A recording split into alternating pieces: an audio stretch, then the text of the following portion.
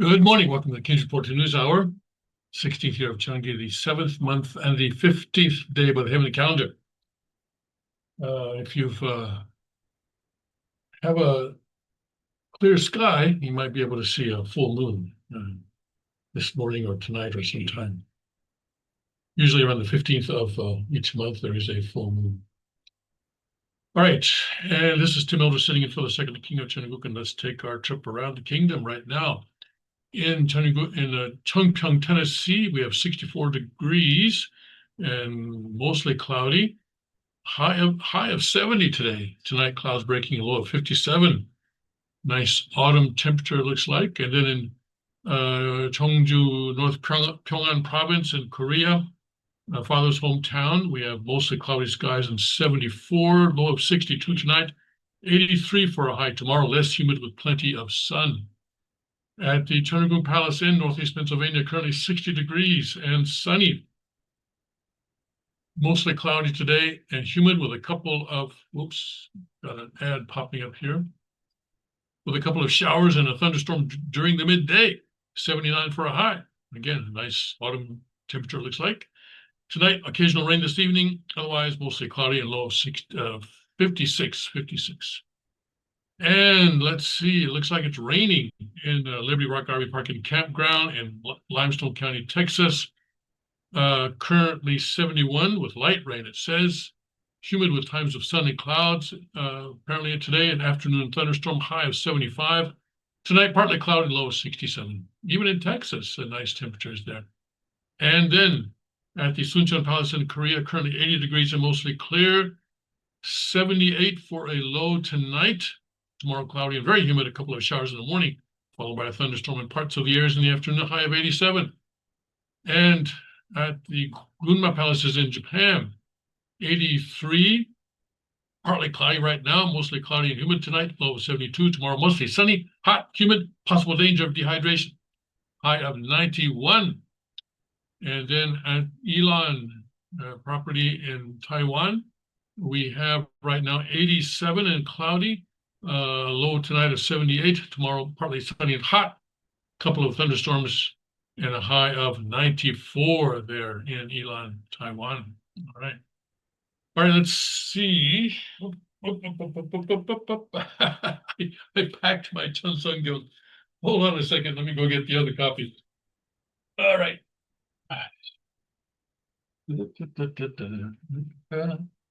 Okay. I'm on the move tomorrow morning, early tomorrow morning. So I've been packing. You know, I packed my Chunseonggyo so that I would not forget it. Okay. All right, let's see.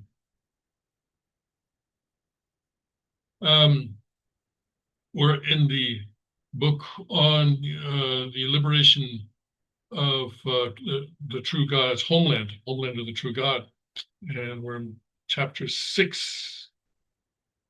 And chapter 6 is the textbook for, actually it says South-North unification, the world and South-North unification, bequeathed by the true parent. Oh boy.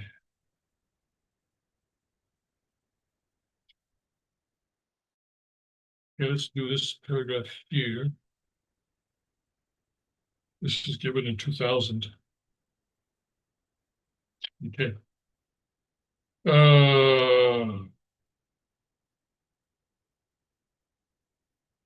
In the Unification Church, the true parents are in the position of the parents of all humanity, all people of the world.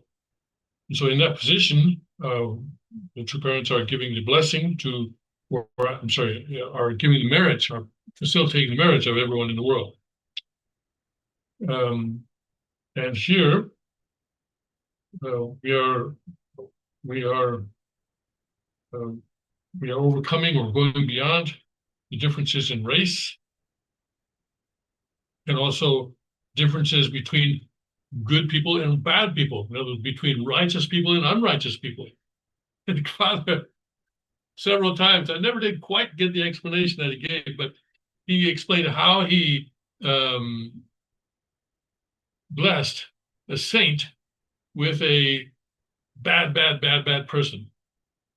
It was something about, having everybody line up, and then they go out and come back in, and somehow then the person at the beginning and the person at the end got blessed, or something like that. Okay.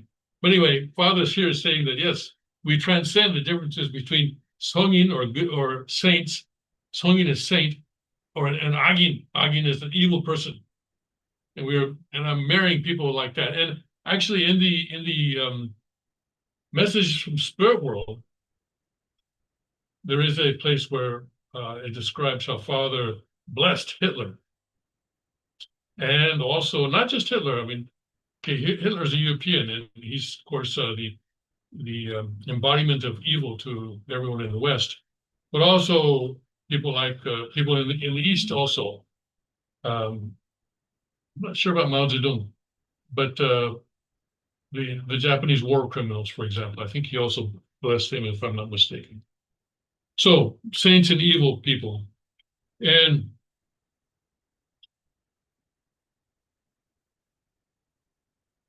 so the true parents, or the true parent, singular or plural, have to figure it out yourself. Take evil love, evil life, and evil lineage, and graft onto that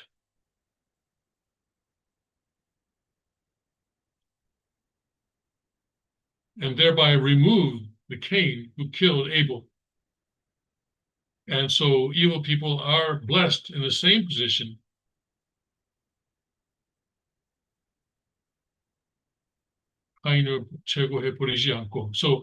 So Cain is not just thrown away. Instead, he is blessed in the same position as Abel.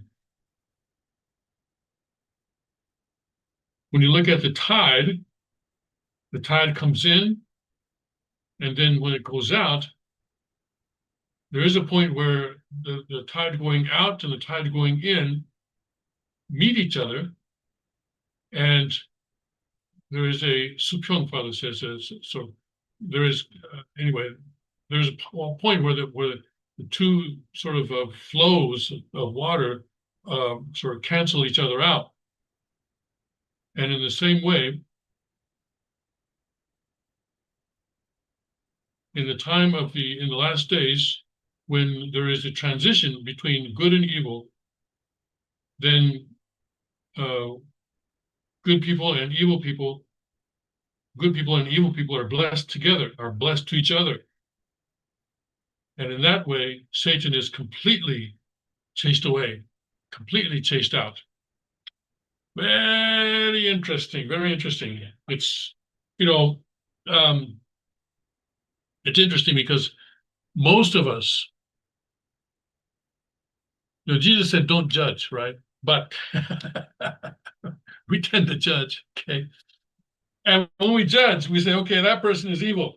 I don't want to have anything to do with them, right? I don't want to have anything to do with them. And but Father's saying, no, you gotta bring righteous people and unrighteous people together and bless them, put them in a marriage. Well, okay. Frankly, I'm grateful to God that I'm not part of that kind of a marriage. I mean, that would be a difficult marriage, I would think, for the righteous partner and for the unrighteous partner both, I think, right? I'm trying to think of what it would be like. Suppose we bless Tony Soprano with who? With who? With who? With who? With who? I can't think of a person. But anyway, with a saintly woman, I guess, a saintly woman, and she would have to be a very saintly woman, I would imagine. All right, enough of that. Okay, but this is, above my pay grade, above yours as well, perhaps. We don't have to worry about it too much. All right. So let's see. I want to give my update on Hakchan. So now the special counsel is giving her 3 more days. She said, "Oh, I went into the hospital. I went into the hospital and I had a sort of a medical procedure performed on my heart on the 4th, and so I cannot appear before you on the 8th. So please, why don't you come to me or just let me respond to written questions or something like that." But the special counsel said, "All right, well, if you're too sick to come in on the 8th, we understand that, but you still have to come in, but we'll give you 3 more days. You can come in on the 11th." But, and the media is saying that this is likely the last extension that she's going to get, that she's not likely to get another one. Some people think that they'll just keep on dragging out. But the media speculation is that if she doesn't show up at the special counsel's office on the 11th, then the special counsel may ask the court to issue a arrest warrant. And we'll see what happens. Mike Pompeo, I mentioned this yesterday, but I wasn't actually looking at the actual tweet that he put out. This is 2 days ago. And this kind of thing is actually not helpful, and I'll explain why. This is a tweet that he put out 2 days ago. "The lawfare being directed at religious leader Dr. Hak Ja-han in South Korea is deeply troubling. The intensifying assaults on religious liberty are a betrayal of the democratic principles that South Korea is meant to espouse." So, and I don't know if Pompeo did this spontaneously on his own, or if someone, contacted him and asked him to say something or something like that. But whoever is behind this, they don't understand, or perhaps they do. But anyway, this is not helpful. And is definitely not going to help her situation. And if anything, it's going to make it more difficult for her. And I think it's an important teaching moment, teaching opportunity for us to think about the difference between Japanese and Korean sort of national character. Of course, you cannot, paint everybody with the same brush, but I think there are some major differences. And Japan, as often, not always, but often responds to external pressure. They even have a word for it, right? Gaietsu, which, if you've lived in Japan for a long time, or any length of time, Korea does not. Okay. Korea does not have that kind of a word. And Korea, because of its history, is very sensitive to interference in its internal affairs. And so when Pompeo puts out something like this, or I think Newt Gingrich published a op-ed piece a week or so ago, right? And then also, I think a little while back, J.D. Vance made some sort of comment about maybe it was about Japan, maybe not Korea, maybe that was about Japan. Anyway, these kinds of things, especially by Americans, are not going to help anybody in Korea. And if anything, they're going to have a negative influence on the situation. Because now, you see, if the special counsel extends her interrogation beyond the 11th, then they're going to be giving the impression that they have succumbed to this external pressure, this interference from the former Secretary of State of the United States, Mike Pompeo. And that's going to be a problem for them politically, okay? And also for the current administration. So now they have to be hard on her. They have to be hard on her. If they go soft on her, people are going to say, aha, look, you're kowtowing to external pressure. It's very different from Japan.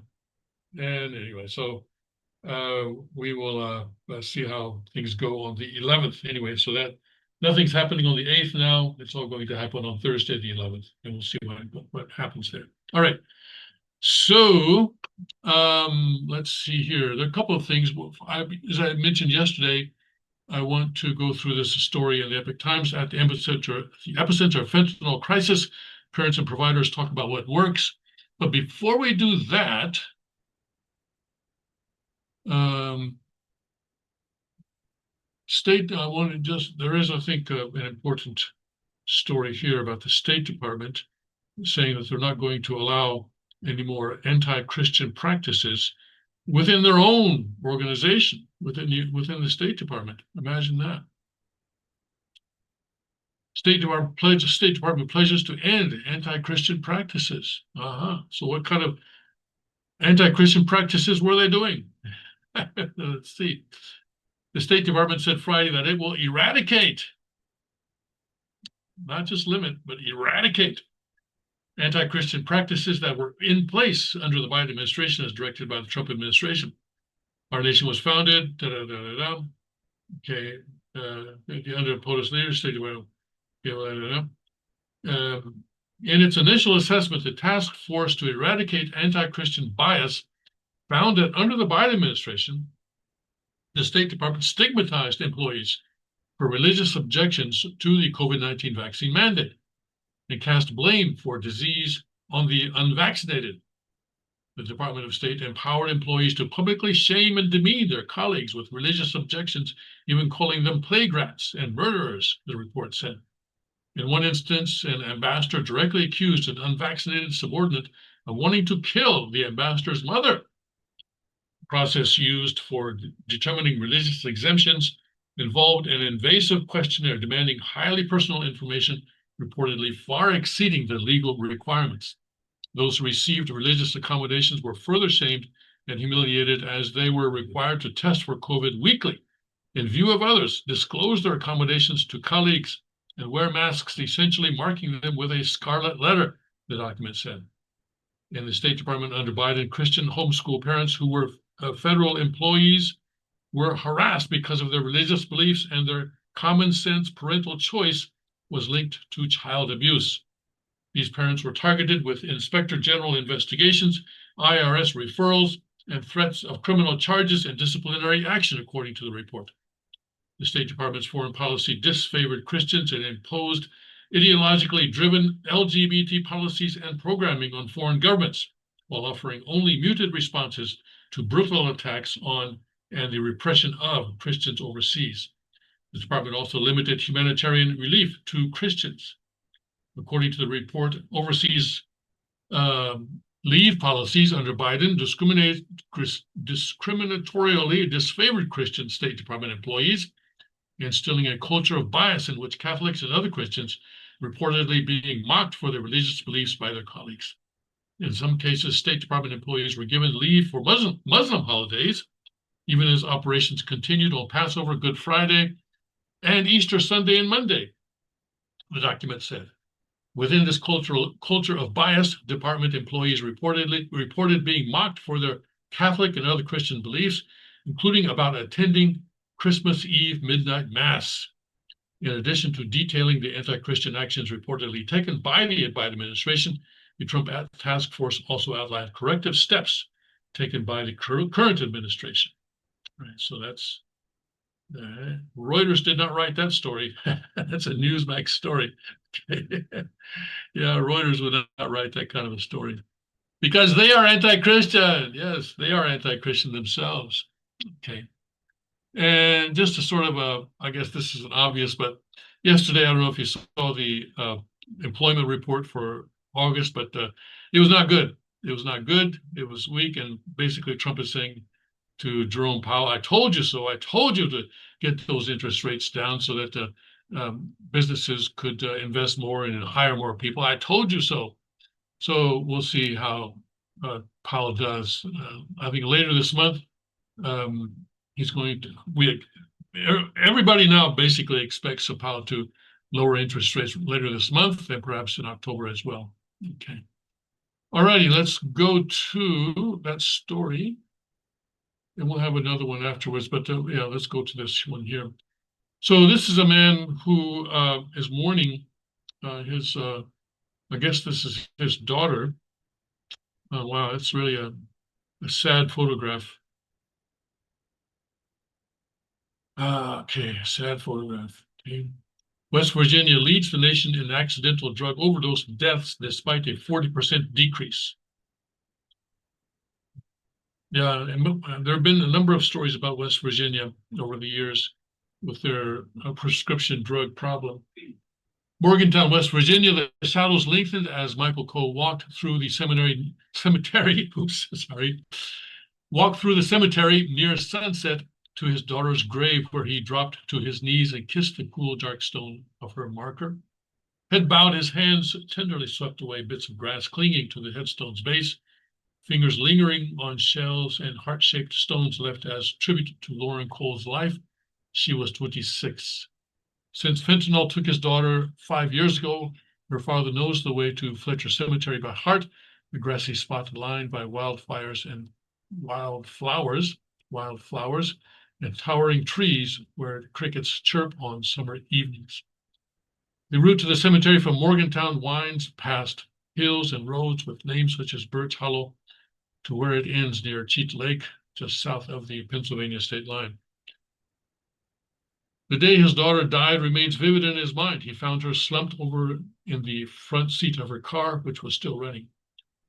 The grief still claws at him. Across West Virginia, the epicenter of the fentanyl crisis in the United States, people told the Epoch Times their stories of loss and addiction, but also of hope. From Morgantown to the capital of Charleston, where along Interstate 79, then south on US Highway 119 to Williamson, families spoke about challenges and victories large and small. Since 2019, synthetic opioids, mainly fentanyl, have killed more than 350,000 Americans, according to the Centers for Disease and Control and Prevention. Many lay the blame for the crisis on China, which provides precursor chemicals for fentanyl, to Mexican cartels, which manufacture the finished product and traffic it into the United States, mainly across the southwest border.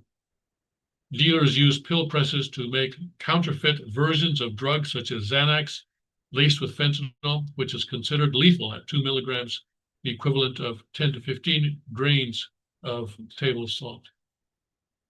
Some believe that poverty, considered lethal at 2 milligrams, right? And that 2 milligrams is the equivalent of 10 to 15 grains of table salt. So that's not very much at all. Some believe that poverty, the hollowing out of industries such as coal and the well-paid jobs that went with them, have played a part in the story of addiction that plagues those who live in Appalachia.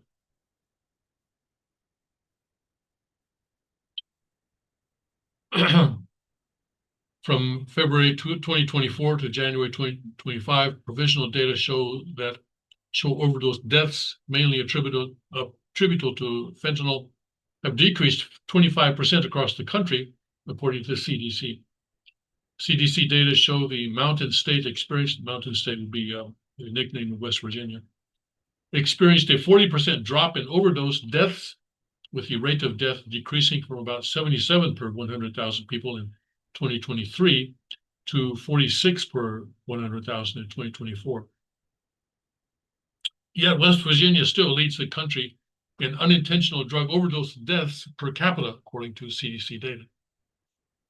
Drug overdoses, which mainly involve fentanyl, remain the #1 cause of death for those aged 18 to 44, according to Dr. Allison Arwady, director for the CDC's National Center for Injury Prevention and Control, who spoke at the National Conference of State Legislatures Summit in August.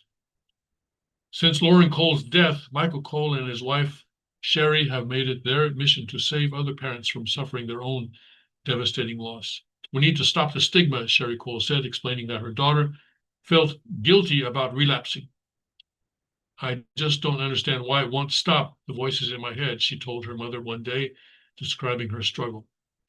The Coles raised $60,000 through a fundraising site after Loren Cole's death, as well as their own money to create Loren's Wish Addiction Triage Center, a free short-term drug treatment facility. They could afford to pay for rehabilitation treatment for their daughter, who battled addiction for a decade after trying opioids with friends, which led to her using heroin, but they knew many families couldn't. The Coles recall one time when the rehab cost was $50,000 with insurance. Recovery has become a lucrative industry for some, with individuals even earning a commission for placing clients, Sherry Cole said. I mean, there is no price tag you wouldn't pay, Michael Cole added, and unfortunately, there are places that know that. Ask parents, Sherry Cole said. They drain their 401ks to save their children. They sell their houses, even as Loren Cole, a social worker, pursuing a master's degree at West Virginia University, continued to wrestle with addiction. She wanted to help others. Dad, there are so many people struggling with addiction who need and want help, but do not have the resources or family support to get it. Do you think that when you retire, we can do something to help? Loren Cole asked her father one day. That conversation was the inspiration for Loren's Wish. When Loren Cole was released from a recovery center in Florida in 2012, a drug dealer waited outside, ready to prey upon those being released. Luckily, Sherry Cole accompanied her daughter home that day, but it made them realize something needed to be done to protect those trying to recover. Now they work with 2 local hospitals that refer patients being treated for drug use to the center. Once cleared, patients are transported directly from the hospitals to Loren's Wish. The center provides meals, a bed, and recovery coaches. The 24-bed facility has served about 1,100 people since it opened its doors in 2021, the Cole said.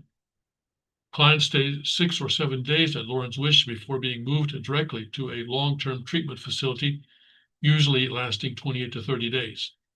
Except for one client who left the center against medical advice, all still live, Michael Cole said. So there's the inside. Loren's Wish Addiction Triage Center in Morgantown, West Virginia. So they're watching. What are they watching there? I don't know. I have no idea what that is.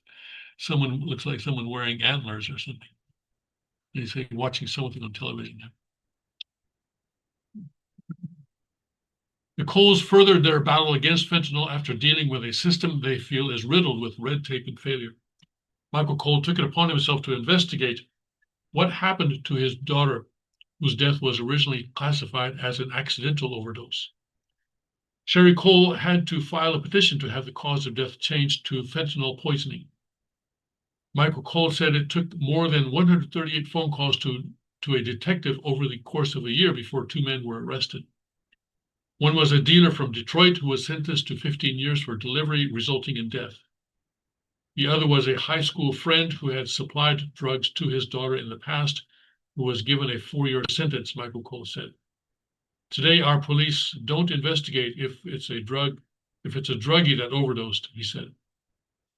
This spring, West Virginia lawmakers passed Lauren's Law, which increased penalties for fentanyl deaths. It included a mandatory 10 to 40-year prison sentence for those convicted of delivering an illegal drug that results in a person's death. Other parents told the Epoch Times that police departments appeared to suffer from compassion fatigue or indicated that proving any charges would be difficult or impossible. About an hour south of Morgantown, Andrea Elza pulled out a tiny blue Lip Medics tin and set it on the kitchen table. It's where she keeps her son's ashes when she travels. Creighton Elza was 25 when he died of fentanyl poisoning in the town of Fairmont in 2023. She takes his remains with her on vacations. It has become a ritual for Elza to share her son with the world.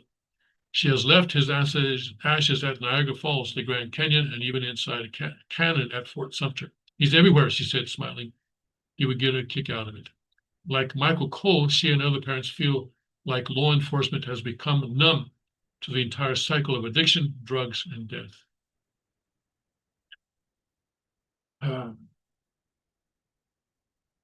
She found her son sitting on his bed, his face red and purple, leaning over on some pillows on the day he died.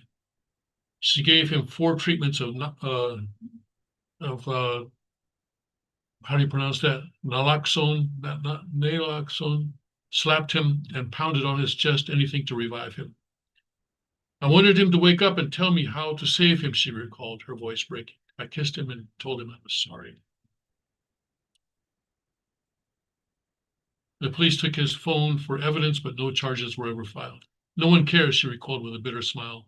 There's no comfort.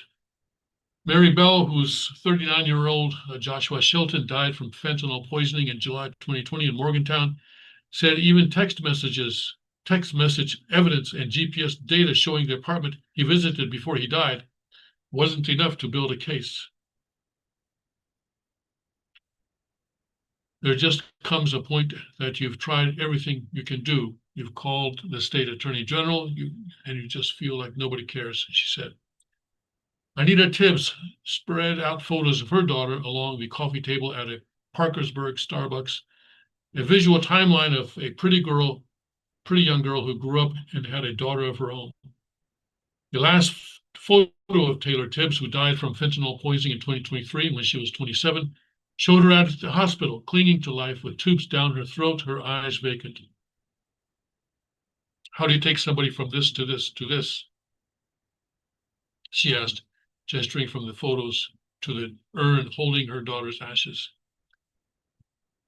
Anita Tibbs' eyes flashed as she talks about the system that she believes failed her daughter after being in and out of rehab facilities and halfway houses. The very institutions that are supposed to help sometimes make it worse because they serve as networking hubs for addicts, she said. Yeah.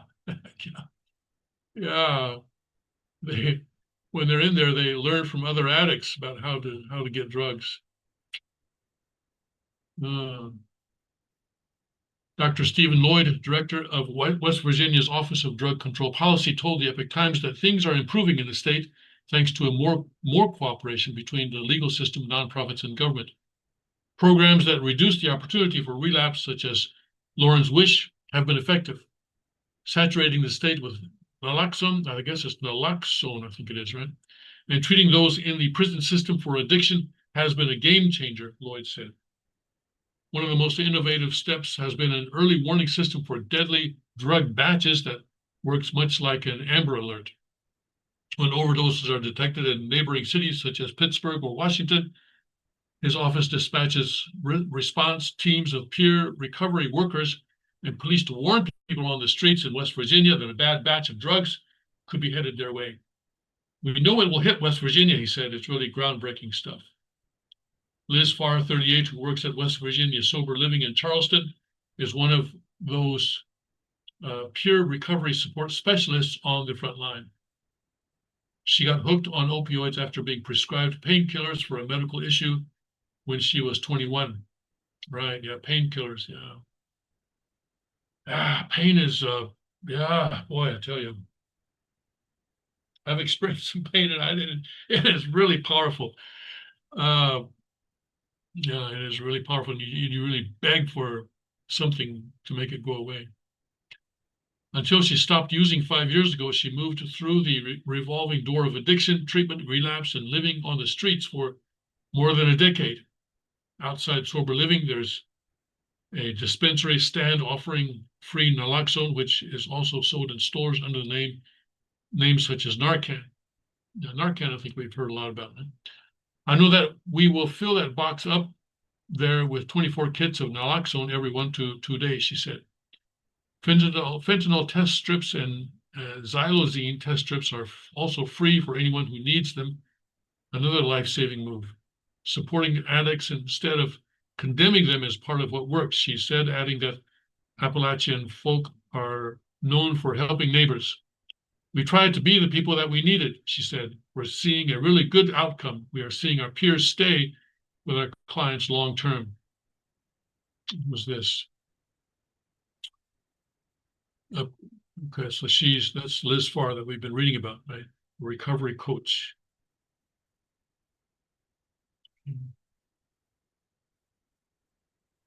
In the streets of downtown Charleston, Daniel, difficult name, sat on the sidewalk, a magazine in his lap, a walking cane by his side. At 64, this guy, a street-savvy, articulate man who said he graduated from college, believes most people using drugs have tried fentanyl without even knowing it. Some are curious about the drug, like he was 2 years ago. A couple of times I tried it knowing what it was, he said. One time I actually had to be Narcan. I would never knowingly do it again. People take risks with drugs because they are desperate, he said. They just don't think it will kill them. And he added, comparing it to people who drive to work every day, not thinking that will die in a traffic accident. And this guy who survives on Social Security disability chalked up West Virginia's fentanyl crisis in part to economic depression. Maybe the poverty here, lack of jobs, he said, like other hard-hit areas in the Appalachian region. It's an issue of how people feel about life, jobs, isolation, poverty, and loneliness, he said.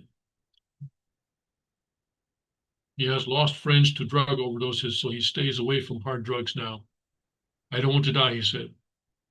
Lloyd agreed that people living in the Appalachian Mountains from Maine to North Carolina are prime targets for a drug epidemic, noting West Virginia is the only state entirely contained within Appalachia.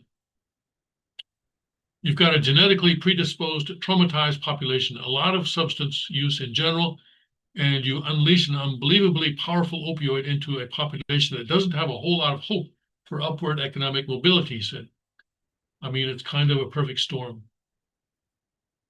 Here's the guy, I guess, right, sitting on the pavement there. Looks like a very nice guy. Probably could be very intelligent if he had been able to go a different course. Society as a whole suffers a loss when someone like this gets down into the kind of hell that he's in right now.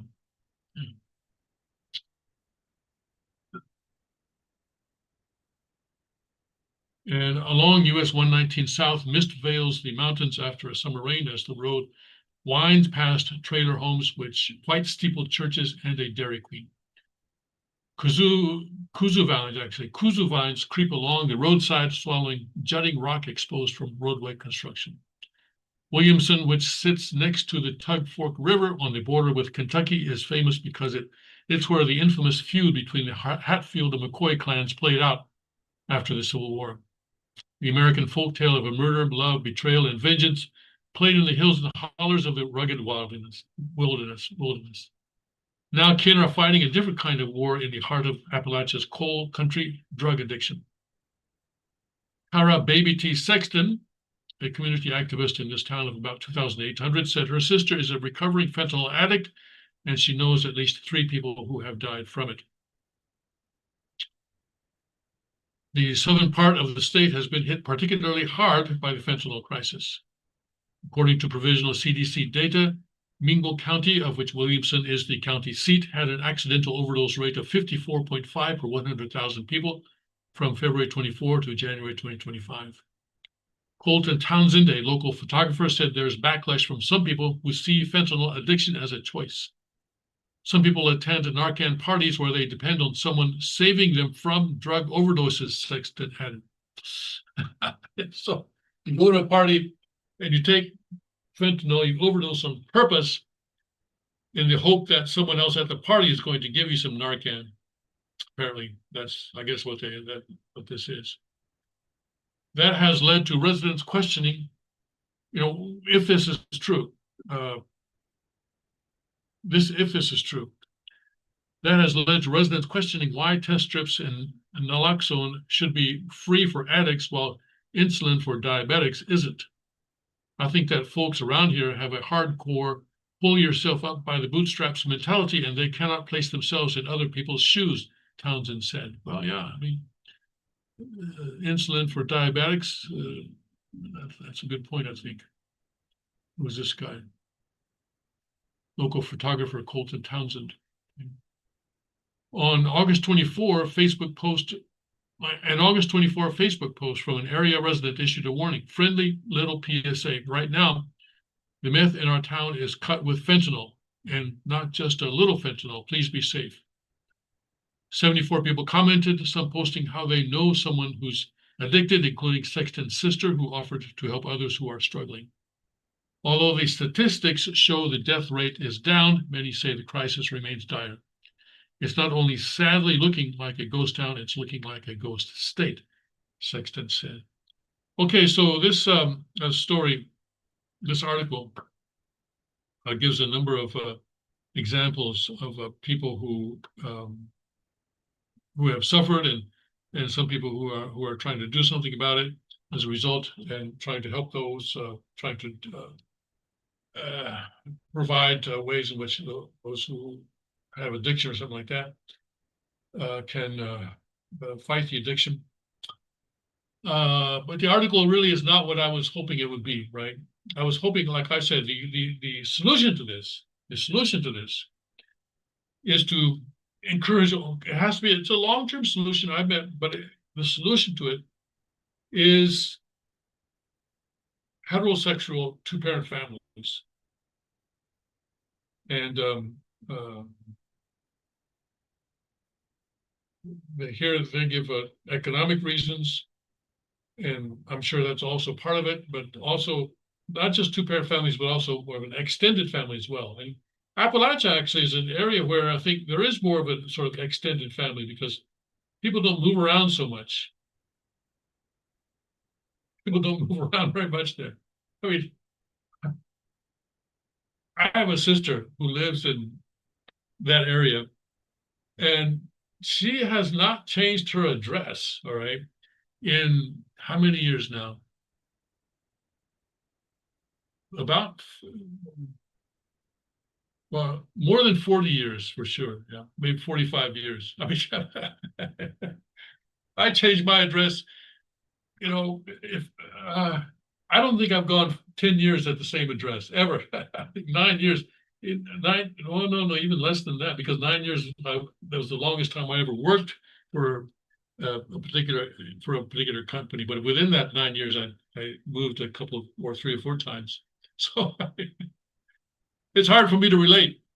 But people in the Appalachia region, I think, probably move around less than others, and so that means that they have more of an extended family, which my sister does. Right, she and her in-laws are in constant communication. So, in that sense, you would think that the West Virginia would actually, in the Appalachian area, would have more tools to fight this kind of fight addiction and preventing people from becoming addicted in the first place. I think that's the most important thing, right? Preventing people from becoming addicted in the first place. And what did they mention? Loneliness, economic depression, these kinds of things. But yeah, all those things can be dealt with within the family, within the family.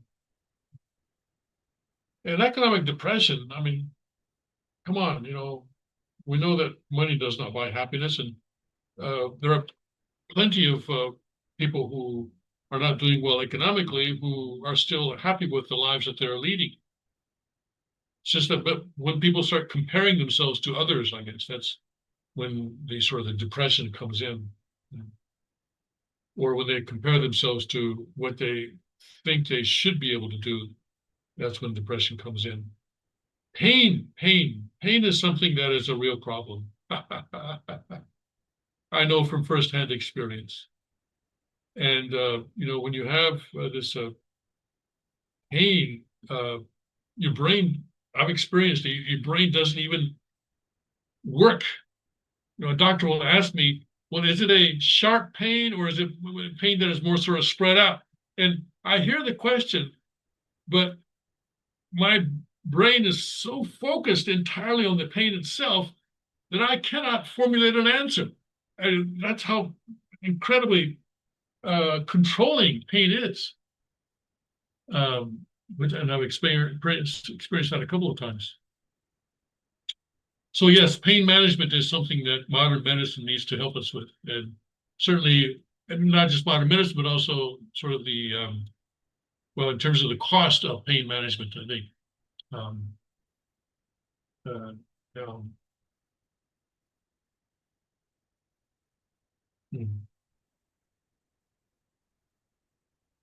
So this article, I was a little bit disappointed because it did not deal with the aspect of the heterosexual two-parent family and how that contains the solution, the long-term solution to this problem. All right. Some people live in Appalachia and they never get addicted. For example, his father, he himself was never addicted, right?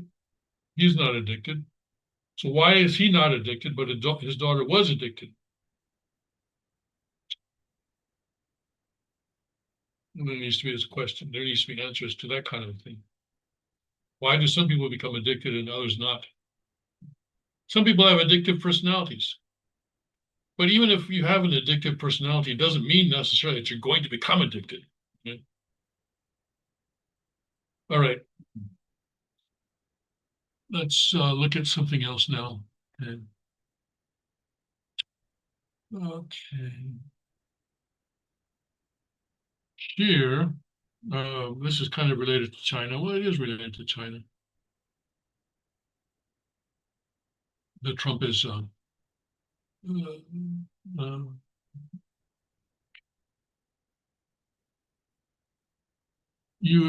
major visa crackdown. Let me bring this up a bit.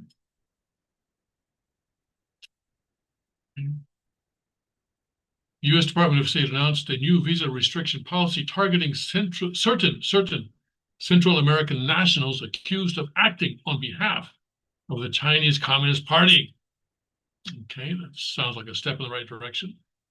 The policy published September 4th allows the United States to deny visas to individuals who they say knowingly direct, fund, support, or carry out activities that weaken governance in Central America. Newsweek has contacted the Chinese embassy in Washington, D.C. for comment. Okay, all right. The policy reflects the Trump administration's hardline approach to immigration and foreign influence.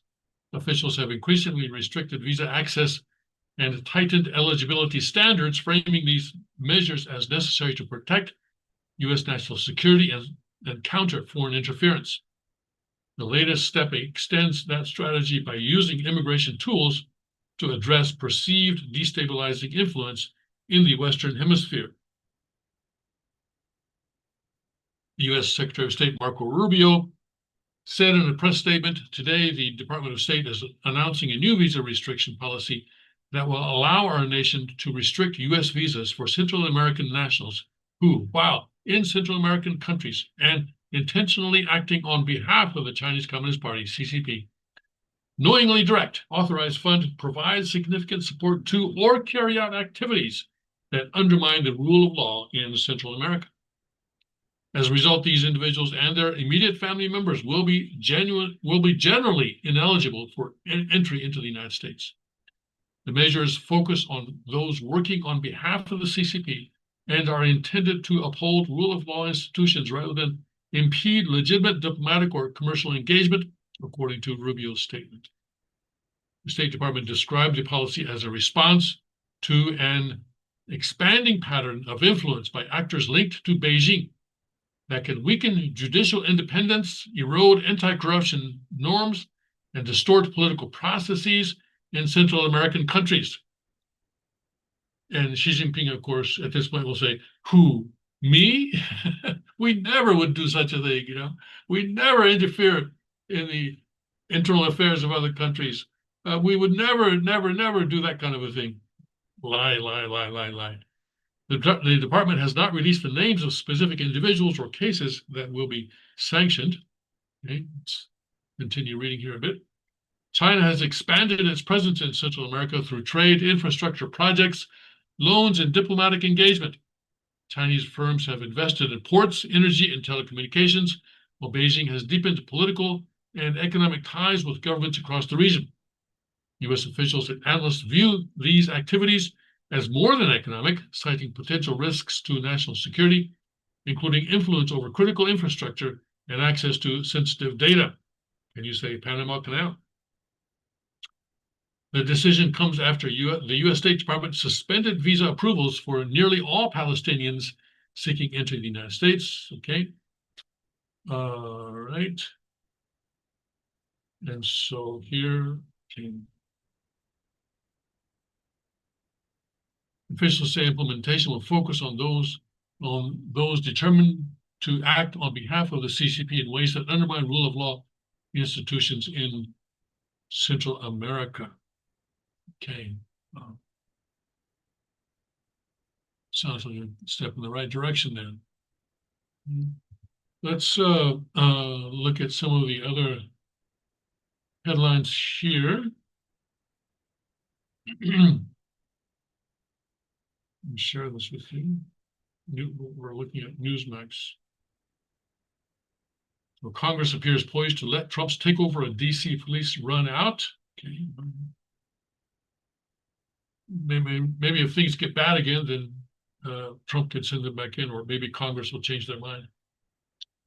The Maryland leaders say we don't need guard to curb gun violence. Okay. And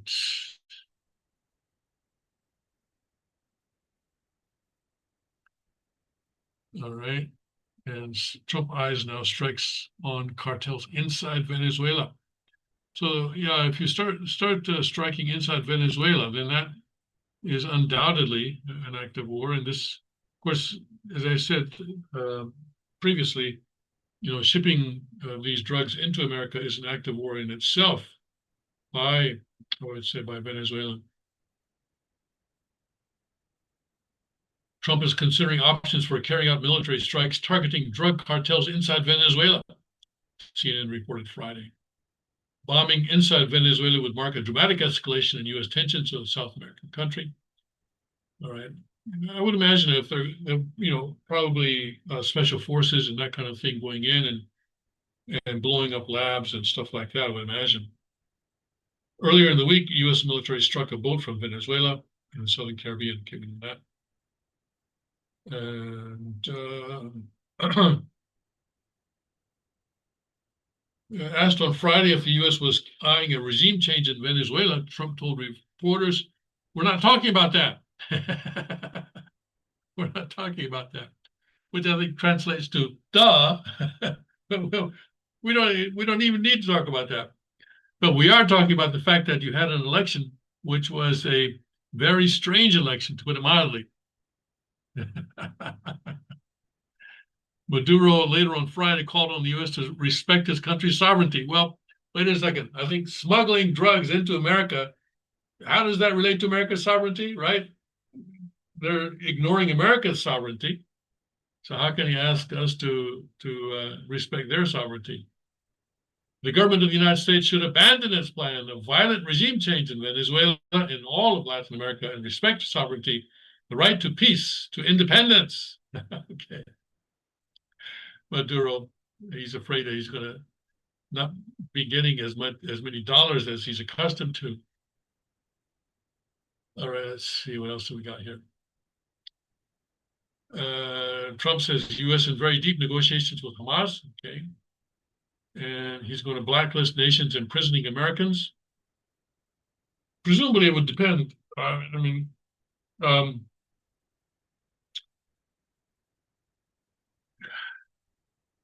if Americans go to other countries and commit crimes, and they're given legal due process, due process by, well, not necessarily American standards, but at least common international standards, then I think there's no need to blacklist that kind of a country. And Trump eyes oversight of 9/11 memorial. Okay. And narrows Fed chair list. He's thinking about who to nominate to take over when Jerome Powell's term ends in May, or is it? Yeah, May, I think they're right. All right, he's going to host the G20 at his own Miami Golf Resort. Okay. Trump rebounds, impeachment talk fades. Well, it was always I don't have any water here. Impeachment talk was always a pipe dream by the Democrats.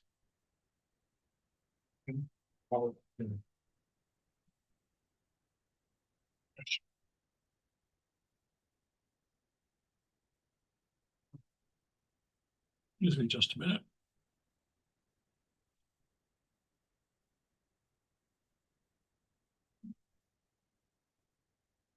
Okay.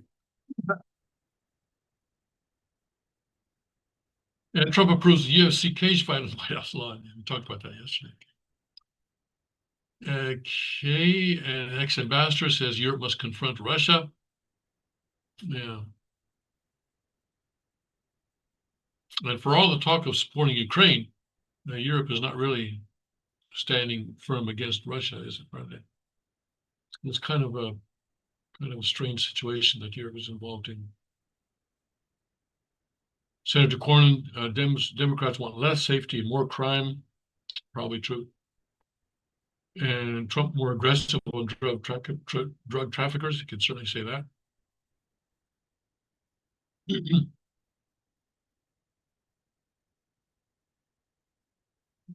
And the Health and Human Services to link autism to mother acetaminophen use. Tylenol. Acetaminophen is Tylenol. Oh, okay. That's something that I hadn't heard of before. Robert Kennedy Jr. plans to release an autism report this month flagging pregnant women's use of Tylenol and low folate levels as potential contributors to the disorder.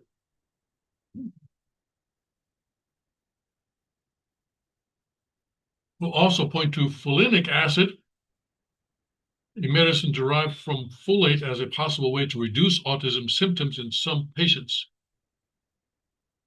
Autism affected about 1 in 31 8-year-olds in the US in 2022, the report is expected to note. Acetaminophen is widely used during pregnancy. Prior studies have produced mixed findings on developmental risks. The American College of Obstetricians and Gynecologists maintains acetaminophen can be used during pregnancy when clinically indicated, advising patients to consult their doctors. And the company that makes Tylenol said it has seen no evidence of a causal link. Nothing is more important to us than the health and safety of the people who use our products, a spokeswoman said, adding the company continuously reviews the science. An announcement is expected later this month. Interesting. So acetaminophen is basically a kind of a painkiller or, not very serious pain.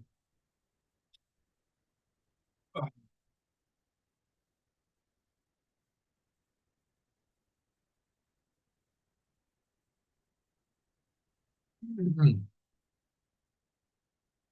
Pain is the problem. Pain is the problem. Mm.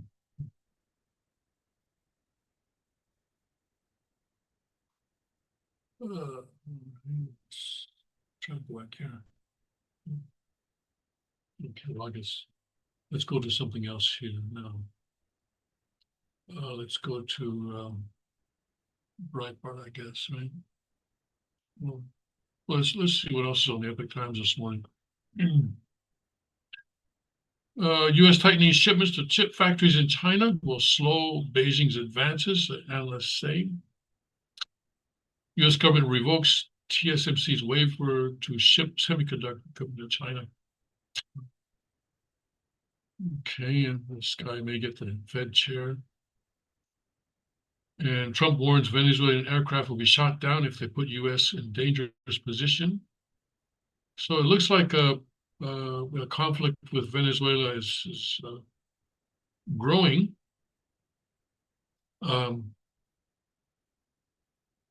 There was one previous attempt to expel Maduro and put in someone else. Remember? When was that? Was that during Trump's administration, or I can't even remember the name of the guy. When was that?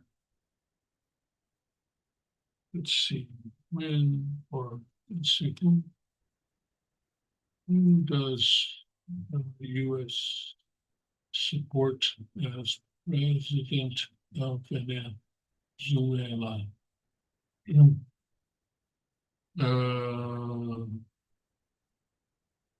Opponent as winner.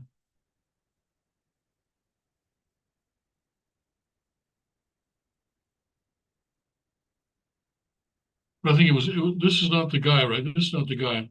And Edmundo Gonzalez, okay. It's clear that to the United States and most importantly to the Venezuelan people that Edmundo Gonzalez won the most votes in Venezuela's July 28th presidential election. And this was when? We're talking a year ago, right? A year ago, in August 2024.